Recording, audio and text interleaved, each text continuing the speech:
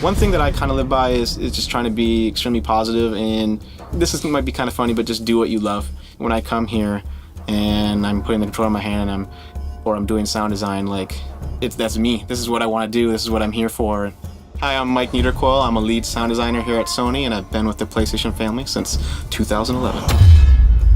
I've never been a part of a project where someone laid out a vision like 4 years prior and how well that vision was upheld. I got to commend the team on that and Cory to sticking to his guns. I've been in some meetings where Cory, he really pushed back on what he wanted, and like, it was really great to follow in his footsteps to kind of get us to where we are. I always just make mouth sounds for Mike Niederquell.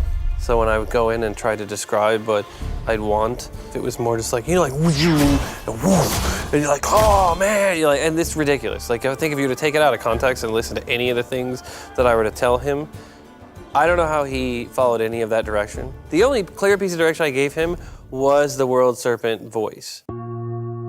It's this mysterious entity that comes out of the water. It's giant, larger than life, and he wanted its voice to represent that, and he wanted it to be surreal and something you've never heard before and be very alien. I had these really cool Tobin throat singing videos, and I was like, I really want him to have this weird combination of monster and creature, but also like a Tobin throat singing thing, so it's almost like cyclical, like the didgeridoo almost. There's like 5 layers to it. So I went online, I went on YouTube and did my research, and I was like, I think maybe I can do this. And so I gave it my best go, and I put a mic up to my mouth, and I was like, and it's not that great. I used different pitch plugins, and one of them was kind of like auto-tune, right? And that's kind of what gives the World Serpent its signature sound, is it's trying to pitch correct when I do that tube and throat singing. So when you hear me restart like this, it's me fighting against the auto-tune to get it to stick to where I want it to kind of correct it. And then once I find the note that I like, I kind of try to hold it as still as possible. And that's kind of what gave it like its unique characteristic. Once you start to add some of the plugins,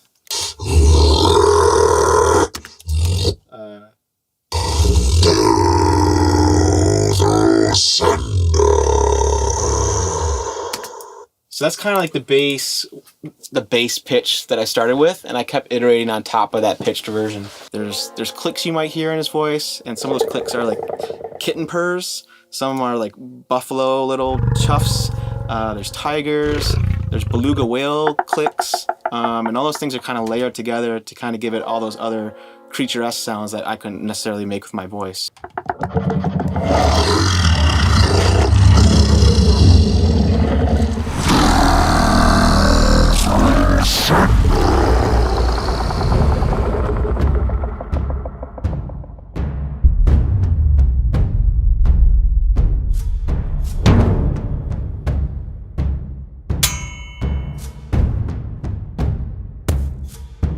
We did a lot of Foley recordings down in San Diego, and what that offered us was unique sound recordings to kind of craft the sound of God of War. The sound of the axe as it whisks through the air, it has that whoo, and then when it comes back to your hand and punk, has that satisfying ka-thunk sound. The actual like really heavy, wet sort of thud sounds that it has when it hits, the sort of cleaving sounds that it has, they seem to just elevate and punch over everything else. So even when Kratos is screaming, it complements and sort of feels like it's on a different level from where he's at. One cool thing we did about the catch sounds that I think it's resonating with a lot of people is no matter where you throw the axe, we have an incoming embellishment. So on top of it, we have the whooshes that play of the axe spinning, but we also have a whoosh when it comes back to you. And based on how far away you throw that, we actually will fast forward or rewind into the sound to do an offset to make sure that that embellishment plays at the right time when you catch it. So it'll always end in your hand. So if you throw it close to you, it'll be. I actually made homemade bull roarers, which are, if you think of like Crocodile Dundee or something like that, when he's spinning this giant thing going wow, wow, wow, wow. So it's basically like a string with a flat piece of wood on it that's kind of oblong like that and rounded.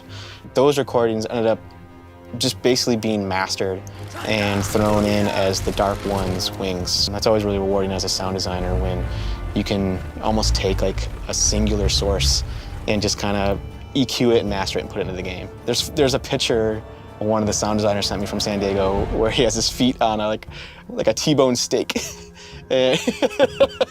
So they were literally walking on red meat to get some of the flesh footsteps that we used. I think we used some of those inside the Hive and Alfheim and areas inside of the World Serpent. I think the sound for fatherhood changes. In the first 3 years of my son's life, the sounds for fatherhood was screaming. But then I would say the sound for fatherhood now has changed to Papa. That to me sort of sums it all up, makes it all feel good and worth it. Is him actually calling out to me and initiating a conversation, which is a big deal, I think, for me specifically. So that becomes a very personal, what is that sound of fatherhood? It's interesting because you look at the game, and I think the sounds of fatherhood are boy, and then at the end it's son.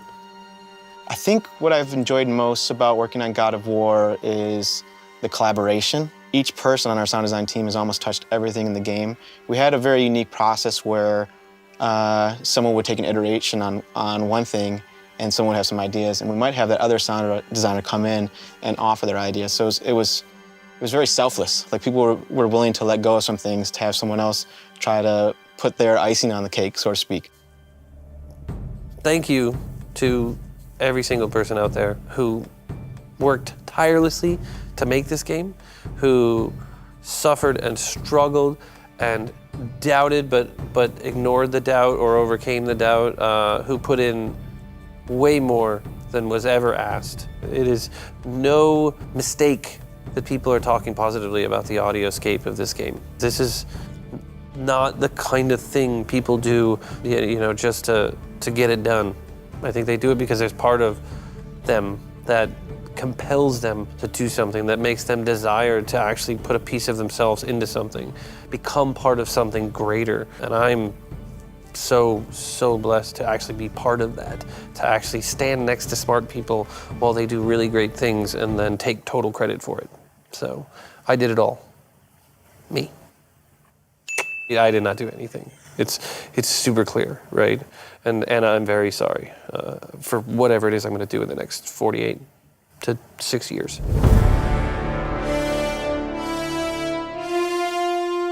Boy.